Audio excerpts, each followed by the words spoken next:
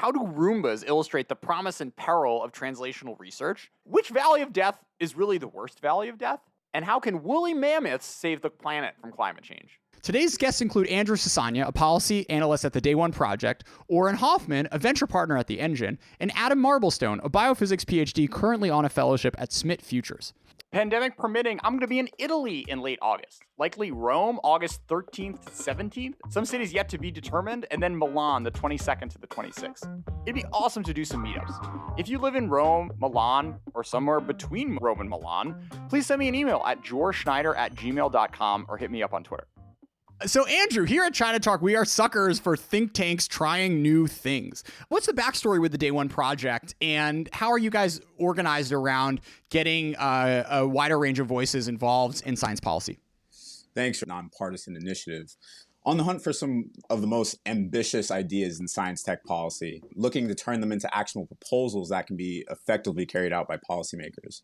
And so we were launched back in January 2020 with the spirit of giving policymakers a running start on day one of the 2021 presidential term. And so we knew back then that the moment offered an important opportunity for the science and tech community to inform the S&T agenda of whoever was going to be in office. Were you guys happy on November 4th or unhappy on November 4th? We're nonpartisan. Some ideas are more receptive to different audiences. We're nonpartisan, and so we serve as a platform for ideas. And so we were ready to offer up an array of good, bold, innovative ideas for anybody to take up. Great. So one of the interesting things about the Day One model to me is that there is a staff, but you guys make a real point of not doing what other think tanks, CNAS, my affiliation included, do, of having a small stable of adjunct fellows who contribute every once in a while. But it seems like you're doing more outreach and finding an even broader array of subject matter experts. What was the thought process behind that model, and what have you guys learned over the past year and a half or so of trying to put that into action? Great policy ideas didn't always land at the right table.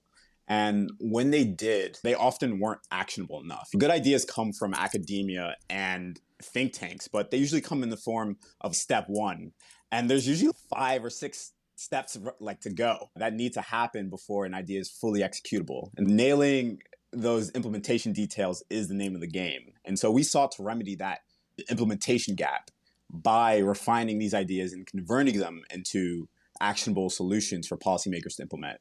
We're essentially a broker for policy ideas. Cool. So the American science and technology technocracy, what is working and not working about it? I think there's a lot that's working. The general theme that comes up in a lot of the discussions has to do with this idea of sort of structural diversity or structural diversification of the ways that we do research. And the concern, I think, is that we have too few distinct mechanisms for creating and supporting qualitatively different kinds of projects. There's certain kinds of research that you really need an individual scientist to be totally unrestricted for a 20-year period, that they can come up with that idea. There's other research that needs something that looks more like a startup. We tend to have, I think, too much of a one-size-fits-all model, even as we have many different agencies like national labs or DARPA or so on. I think it's still too far on the one-size-fits-all end of the spectrum. And to what extent do you think that is a view shared by the people who matter? I feel like I haven't gotten a lot of pushback to that statement, because often when making that statement, that's not a statement that says any given thing should go away. That's not an argument against an NIH R01 or a national lab or any particular thing. It's saying that on the margins, we want to make sure that we're not excluding certain kinds of work out of the system that are otherwise important. And that might be 1% level changes. That's not saying we need to totally transform the size of any given agency or something like that. That's saying we need to have more tools in the toolkit. I do think the technocracy, if you want to call it that, tends to be more liberal leaning and focused on the coasts, and generally is focused a lot on innovation, which I think is fine. But I've sort of, as we've been living in the trenches here at the Engine for the last couple of years, I've really focused away from innovation, and especially government funding of innovation, and really more towards, okay, it is great that all this great innovation is happening, and you would be wrong to say that a disproportionate amount isn't happening on the coast. But what does the U.S. really care about? And I think starting to talk about deployment and scale of these innovations is really where we need to get to as a society. And I actually give the Biden administration a lot of credit that social equity and wealth creation that is shared, especially in the Midwest and in the Gulf and in previously underserved communities by the technocracy, is something that we need to take a swing at. So that's really where a lot of our focus is where for folks that don't necessarily care about quantum qubits or fusion, but they care about jobs and they care about their communities. Like, how can we help use these technologies and government interventions to serve those folks? And I actually think the real positive thing here is that I think we can. So let's take a step back, Oren, and talk a little bit about your story and how it led you to Activate. Maybe let's do the DARPA Roomba Arc. And is it possible to tie that to the themes you were just speaking to about maybe how it was or wasn't, how sort of that story of deployment was or wasn't coastal based? Wow. How to tie cats on Roombas to deployment and shared equity. That's going to be a trick. I actually was on a previous podcast of yours. You talked about giving innovators space away from strict government contracts to actually create innovations that can scale. And to some degree, the Roomba story is that we were working on a DARPA minesweeping program that was trying to optimize coverage for an outdoor minesweeping robot. And some intern was like, hey, if we've optimized for clearing a minefield, we could also just attach a vacuum cleaner to that and it would be optimized for cleaning someone's room. And luckily, they had the private capital at iRobot to spend the couple of months to build the first prototype. But had they been purely on this government research contract, they never would have been able to do that. And YouTube cat videos of Roombas would not exist today. And that would suck for all of us. Have you seen Roomba review YouTube? It's incredible. It's just every single, there's dozens of these now, and they do the same. The guy has a standardized tests, and you can see them like making the wrong turn, and the $100 one is stupider than the $200 one. It's like actually shockingly entertaining because you really see the progression of the technology watching a video from 2013 to 2021. I have actually not. I'll have to go look those up after this. I do think it is a telling story about there's a lot of social policy and prediction that goes into some of these innovations, how our autonomous vehicles can be adopted by the public.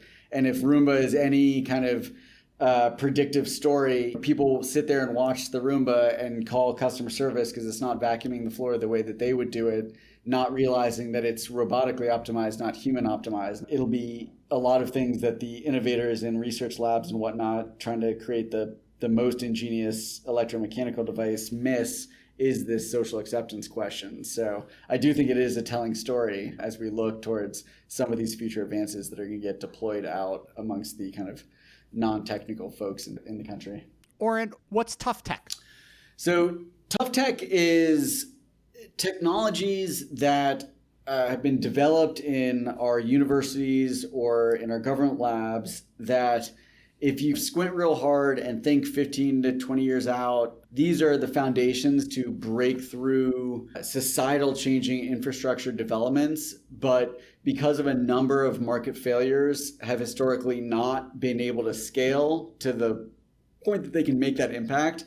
And so the engine was stood up to facilitate both the early investment in these tough tech founders, often academic founders coming out of our university research labs, but really looking at the frictions across the board through the full evolution of the company and figuring out how we plug those gaps, or if you want to use the old cliche, scale the various valleys of death, of which there are apparently more than one. We've actually found a number of them. So it's every time we peel back the onion with these companies, it's one more valley to figure out how to build a bridge across. To the day one project's credit, that's a lot of what they've been focusing on is across the life cycle from the earliest academic fellowships to later stage capital. We need all of these things to fall into place to start seeing these companies make the impact at scale that we think they can. So Oren, as you said, there are lots of valleys of death, which we've covered to various degrees. Let's start with the early stage one. We had Alon Gur on back a few weeks ago, activated his method for solving the issue of PhDs who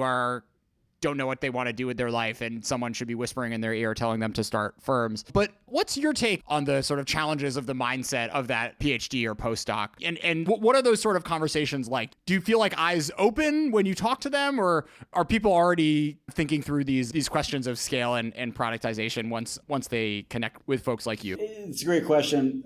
I think, so first of all, full capitalist disclosure, we are a venture capital fund, right? And so we are making investments in companies that we believe will have a global impact for, social good, but that the way that they can accomplish that is by economically growing in scale. And the transition from breakthrough technology in academia to being a CEO or CTO of a high growth company is a pretty big step function, and one that we've created the engine in order to support, because we fundamentally believe that the folks that created these technologies will become the best company leaders to bring these technologies to scale. But there is a lot of, it takes a village to, both at the early stage where there's a lot of leveling up of just understanding the left and right lanes of what you need to do as a business founder, to the later stages. And I think things like what Alon's doing at Activate and iCore at the very early stages, to things like what we do as seed stage investors, and then what the government does, as there's been work done by AFWorks and NSF on these matching grants that really direct tough tech founders towards both private capital and public capital working in concert, which, given the capital requirements of these companies, is really critical at the early stage. So a lot of VCs are not supportive of collaboration with the government. We are hugely supportive, again, because of the capital requirements of these companies. Let's stay on the founder question for a second, Oren. So why do you think the most technical folks are the ones who make the most sense to run these companies? I think it's both sides of the same coin. There is, some of these companies are going to take, we're not investing in a dating app that you can flip in 2 years for $1 billion. This is a 7, 10, 20-year road that some of these founders are going to walk down. And that's commitment to break through not one door, but thousands of doors. And so the person that has already spent 8 years of their PhD life in pursuit of this vision and this dream is a pretty good bet on who is going to finish that journey. So that's the human dimension of it. But then practically, for tough tech, there are certainly some very complex business and financing decisions that need to be made, but growing a engineering team that can transition from the research wickets that you've knocked down during your PhD to the early stage engineering risk to really the later stage deployment risks, that it is beneficial to have the mind of someone that has been wrapped around this technology for a long time to really be a leader in that process. And part of what we as a community do is make sure that we support those founders in surrounding themselves with the people at each stage that they need to be surrounding with to fill in the gaps of whether it's manufacturing or operations or HR or whatnot. But that core vision of where this technology needs to go and the unwillingness to be distracted by that is fundamental to the company leadership that you need to see these companies scale. And so, Oren, you mentioned earlier that most VC firms don't do this, and if I had $10 billion to allocate, I would making $1 billion on a dating app in a year sounds pretty good to me. What is your pitch to investors, and who is most and least receptive to this type of longer term hardware and deep tech focused investing? So I don't think it's a question of just give the simple sound. It sounds like a glib answer. I'm not particularly worried about the returns that our fund will get if Commonwealth Fusion actually figures out how to deploy unlimited energy to the globe.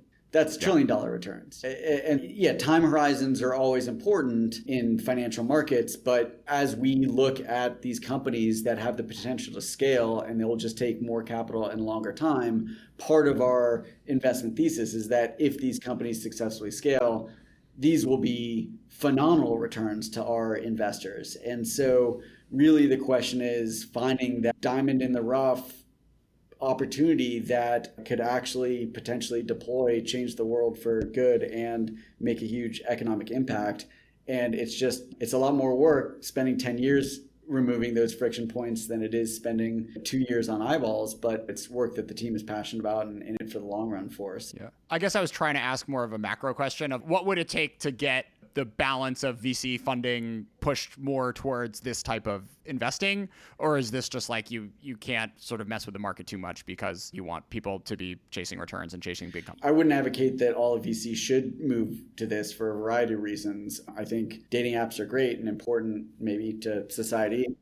And there's plenty of things that should be funded that aren't solving for human health issues or climate change or whatnot. So I think there's a market for everything. But I do think, to your point, public capital, because there's so much private capital out there, in our minds, there is a government failing that more government funding isn't being expended to attract private capital markets, especially at the early stage, to making these longer term investments. And I think if we saw some of these matching grant public-private partnerships with private capital and public capital, we would see the aperture for private capital widen, and we would see the government leveraging the benefits of private capital in terms of market analysis and the things that private capital markets are trained for and good at. And so I really think it's a symbiotic relationship that the government has dipped its toe in the water. I mentioned NSF and AFWorks, especially NSIC from DIU, but really is not standardized across the board of early stage investment. In the proposal you wrote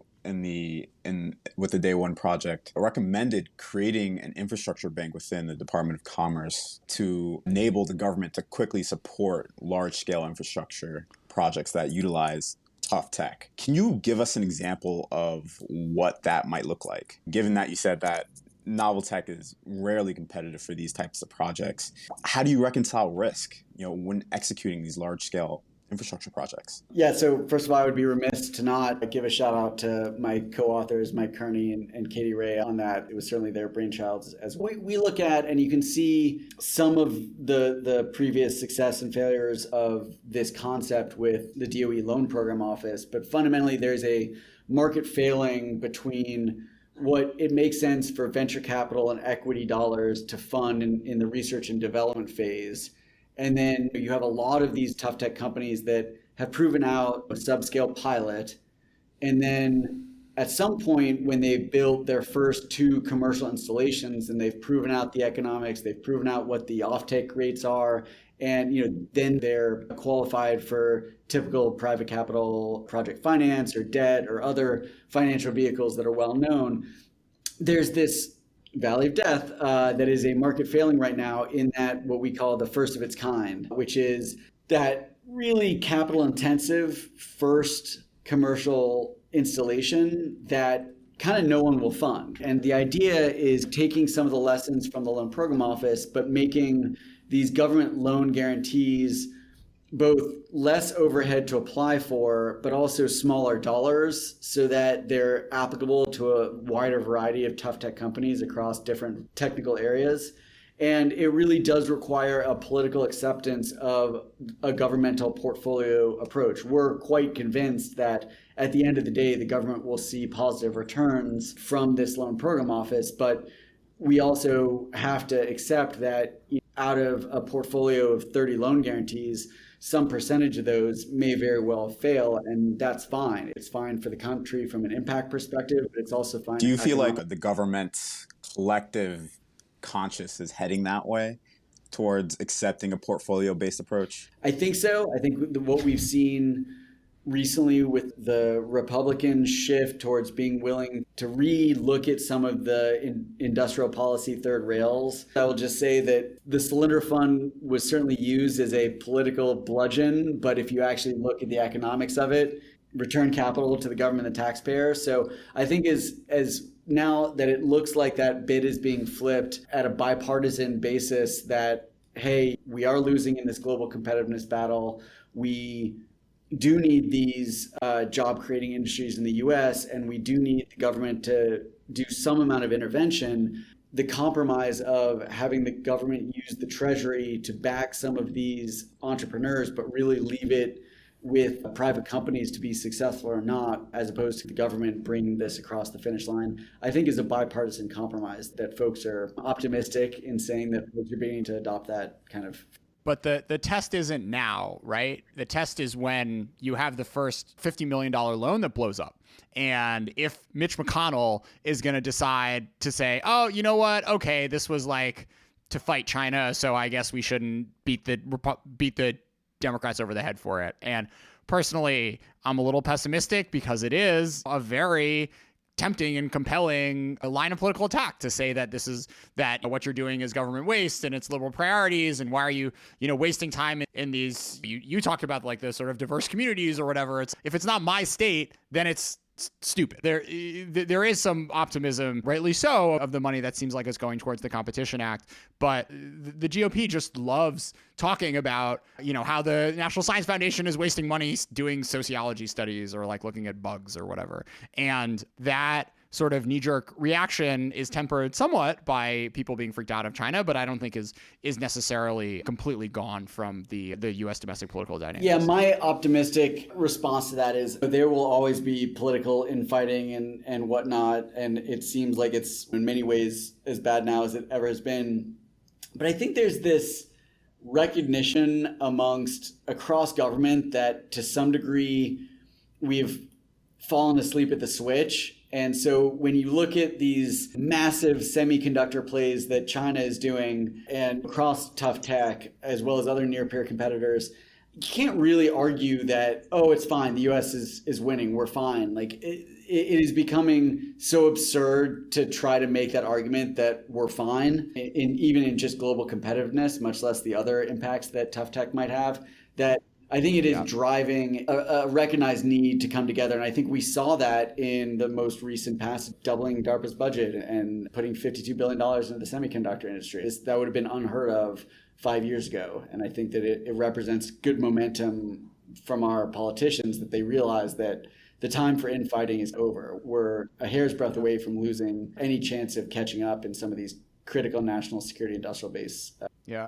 I think you're right. I think you can dismiss climate change, you can dismiss equity issues, but in 2021, if you're a Republican politician, you can't really dismiss China. We'll just have to see. Adam, any thoughts on this before I start talking about R&D in your proposal? Yeah, what do I want to say is I think that these are very big issues, and by my focusing on R&D on the earlier stage values of death, in no way dismisses these later stage ones. I think this is a huge deal. So, Adam, what do current government research organizations do well and don't well? Do you have like a power rankings in your head of national labs and NSF and I don't know, take whoever else? Well, again, FRDCs? I think there are so many different things that the research system has to do that it's not a one-dimensional kind of ranking. There's just many different kinds of research. And so NSF does certain kinds of research and not others, and each of these does. And so what's interesting to me is, can we identify areas where nobody's quite doing it well, or at least where there's not a kind of agile, repeatable system to do it well? One of those areas, and again, there are many, but the one that we're focusing on is problems that are a little bit earlier in the basic research spectrum, actually. It's not so much that you've developed a system and you need to deploy it as a product or get it to scale and get people to pay for it. It's really problems even in more basic research where the incentives just don't line up for people to get them done in any of the existing systems. I think an example, just to tell you that these things exist at all, would be something like LIGO, the Gravitational Wave Observatory that won the Nobel Prize some years ago. That was not the kind of thing that you could fund a couple of professors and grad students to do. That required a very coordinated and concerted, deliberate kind of top-down effort to organize. I think the observation we're making is that let's say in the biological, biochemical sciences, a number of other areas, maybe even in energy, fusion, other areas, at the earlier end of the spectrum, and at scales much smaller than LIGO, there's still places where you need more coordination, more systems engineering, more tight-knit team science or group integration, and focus on goals rather than on individual people's publications or discoveries, and that we don't have an agile way to do that. National labs, in some sense, have many projects within them that take that form. And then DARPA and other ARPA-style agencies are able to do some top-down coordination and say, look, I want these 5 groups to work together to solve a very well-defined problem, even at early stages. But if I'm a scientist and I have an idea for a new technology for measuring molecules in the body or something like that, but I would need a team of engineers just to prove out the basic idea works in the first place. I don't have a good way of doing that. So that's what the idea of focused research organizations are about, is how do you bring systems engineering and scale, in some sense, even to earlier parts of the research spectrum and make it easier for people to spin up sort of systems-oriented projects. And then societally beneficial, you would say, right, Adam? About the earning barriers when it comes to pursuing society. The classic example there is really, there are certain types of data sets or analyses or tools that you would actually want to be very broadly applicable as public goods and broadly used by the research community, broadly used by everyone.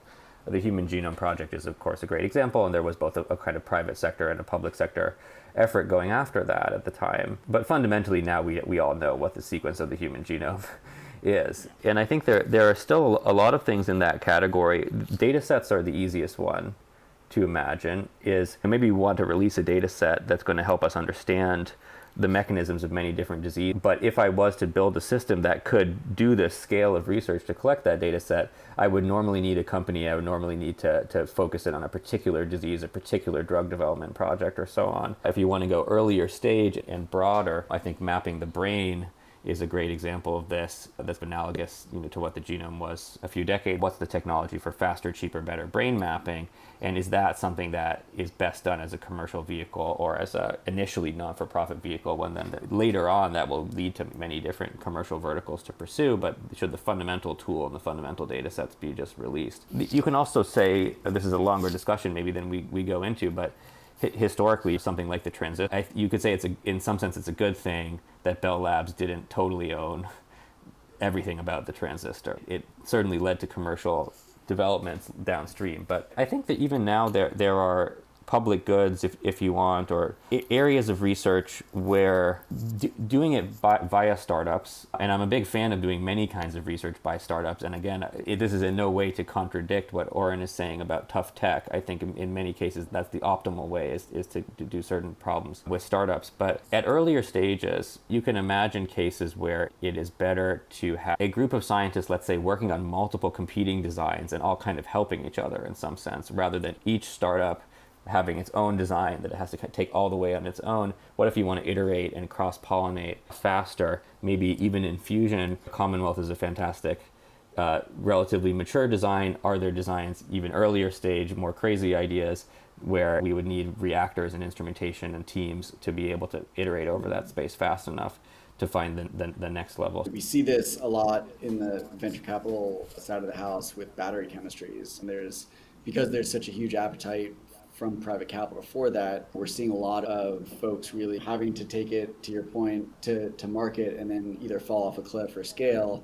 And I think there is some early stage collaboration that some of the national labs are trying to do, but could be. What's the genome of battery chemistry that would help everybody? Yeah, and that's hard to do. I think that is very much the job of national labs. But national labs can't solve everything. They have certain missions having to do with energy and national security. If I want to do something totally outside of that, or just a new idea that I might have as a researcher, how do I get a national lab-like mini project that can still do that? What are your current paths right now? Yeah, we're working both on the influencing the public sector, but also very heavily on the philanthropic sector, because I think this is also a perfect opportunity for philanthropic and for public-private partnerships, because the scale of project that we're thinking about, again, is mostly not the multi-billion-dollar scale of something like the Genome Project or LIGO, but rather tens of millions of dollars, kind of just like a Series A startup. And I think it's a good match for philanthropic. It's also potentially a good match for things that the National Science Foundation and others are thinking about, kind of one level up from what they have now as engineering research centers. If you go one level up in scale from that, but not that, then you can think about whether those are always going to be led by a university and an academic lab, or could they be led by a university adjacent or independent nonprofit, or by a public-private partnership? Are there other ways that we can get the systems engineering and the scale and the organization to these projects at these earlier stages? How is what you're doing different, in that, focused research organizations focus on a single problem and seek an ambitious solution, bringing together a bunch of stakeholders to focus exactly on that at a very early stage point?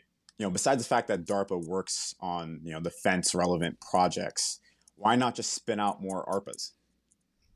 I think we should spin up more ARPAs, and I think that the ARPA process is somehow essential also even to how we would think about at scale spinning up more focused research organizations. I think that DARPA and the ARPA idea generally gets a huge amount and is really very well matched for these kind of medium scale focused time but high risk kind of visionary projects. It's a very good match for that. And so I in no way think that focused research organizations should replace DARPA. I think the only observation is just that DARPA does tend to use an externalized research model. So DARPA mostly funds teams of existing organizations to produce some sort of solution to a problem that let's say the military can recognize as important at that time. So it tends to be a little bit on the applied end. I don't think they would do a gravitational wave observatory or just a genome or brain map necessarily. They do this for a reason. The externalized research thing is partly so you don't create a bad marriage. It's partly so you can go fast and reconfigure. And if one performer is not performing, cut them and move the next person. So the program manager has lots of reasons to be doing this externalized kind of plug and play combination of teams. But sometimes you would actually want, just as a startup should be under one roof and have a CEO, you would want to spin up a research project that's under one roof and has a CEO. So I think of this as sort of an addition potentially to a DARPA-like toolkit that both the government and philanthropists should have a repeatable way of spinning up, that we have DARPA projects that then become focused research organizations in some sense, yeah. Since I have you here, Adam, you've also done some research on geoengineering, which is a pet internet reading interest of mine. What is it? Where are we? How much hope can I put in this saving the world? Yeah, this is also just an area of internet reading for me as well. And people mean different things by it. It used to be that term would also refer to carbon capture, but I now think carbon capture has been appropriately moved out of the category of geoengineering. The idea is simply, are there things other than just pure emissions reductions that we can do to change the dynamics of the climate? And I think that there is appropriately lots of need for caution and lots of need for how the governance of this would work. I think what gets a little bit lost in that is that there are interesting technological directions. There's potentially ways you could locally do certain forms of geoengineering, spraying seawater into clouds or things like that. That could be local, it could be fast to turn on. Can you tell the Siberia one? What's the Siberia one? with the woolly mammoths. The mammoths. Yeah, that's one. I haven't looked in too much detail on this one, but that's the idea that methane release from the permafrost would be lessened if you had mammoths stomping, which was how it used to be. And now some people are thinking should we bring some mammoth-like animals up there? I'm not sure. But that I think is important to be thinking in this active way with a number of caveats. But I think the point to me, again, as someone to focus on the fundamental research and fundamental technology platforms more, is is there really a physical obstacle? Is there any reason you couldn't make geoengineering safe, local, controllable, easy to turn off, easy to monitor, and all those things? I think with a robust enough research program, that will be at least part of the toolkit that we want to have, if only to curtail very much tail risk kind of issues. Yeah. Oren, I'm really looking forward to you pitching your LPs on the woolly mammoth / like giant solar umbrella to save the world ideas.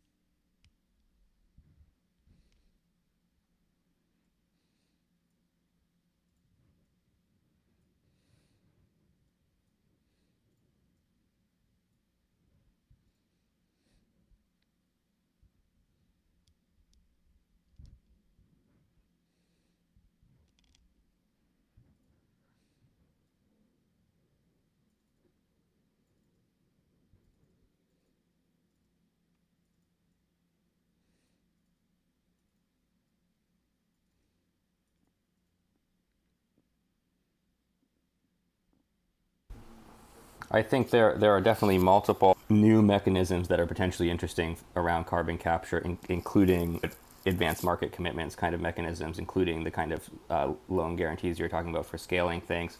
But there are some basic research problems too. One of the ones that I think is particularly interesting has to do with this idea of enhanced weathering, which is to say that there are certain kinds of rocks, basically, where if you put them in water, they spontaneously take up a carbon and deposit it into the ocean from the atmosphere. This was also something that could potentially reduce ocean acidity. There's lots of basic science about this that requires relatively large-scale experiments and systems work, if you will. How much do you have to grind the rock up before it dissolves fast enough? What happens if you have microbes on the rock helping it?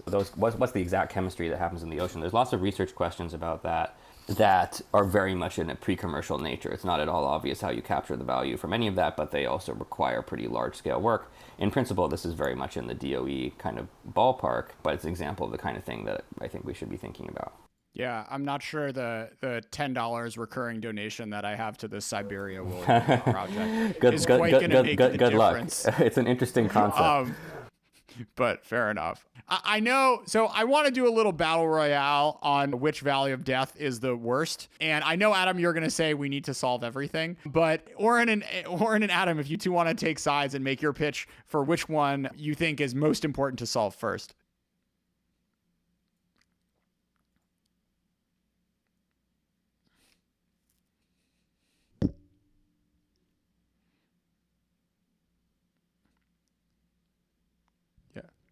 Yeah. Maybe we'll do it on 2 dimensions. Like, what's the most difficult to fix, and which one has the most impact if you fix it?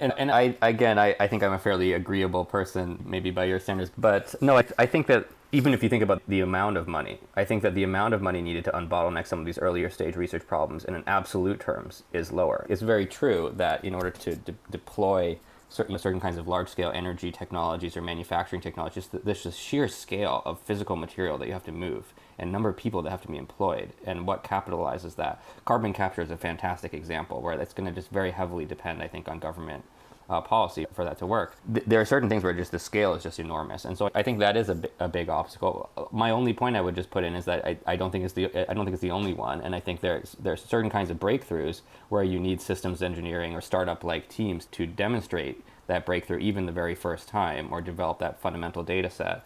That those are really important, and those could then get you to things that would really be on a different cost curve if you really could get fusion to work or understand the aging process or figure out how to really do carbon capture at scale. This early stage stuff is going to matter over, I think, more or less the same time scale, just because it's just harder to predict.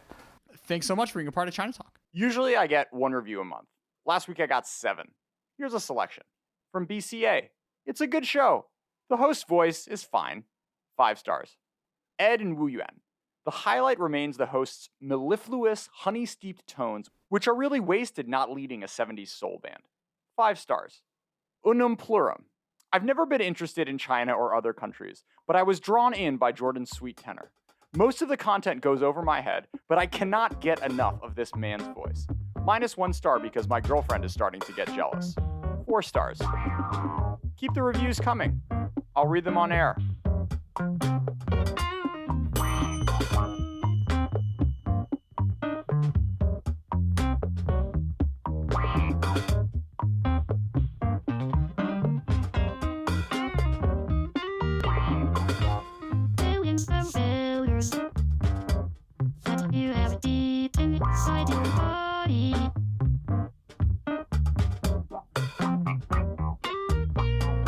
It's a miracle, but maybe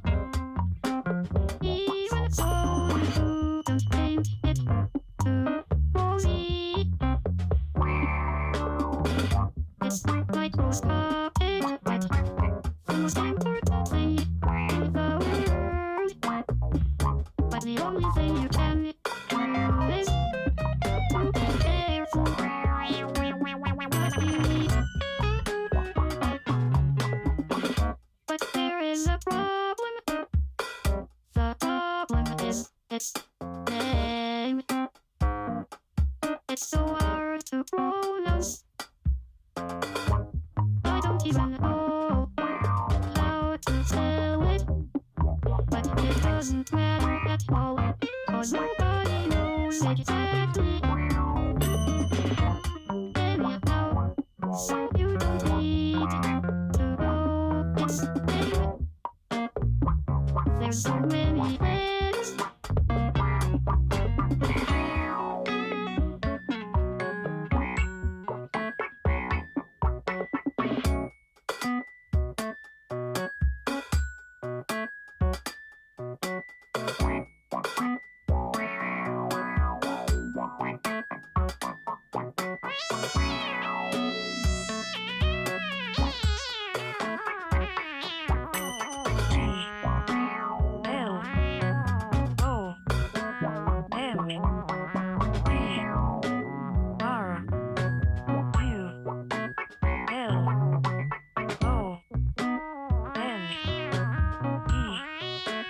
T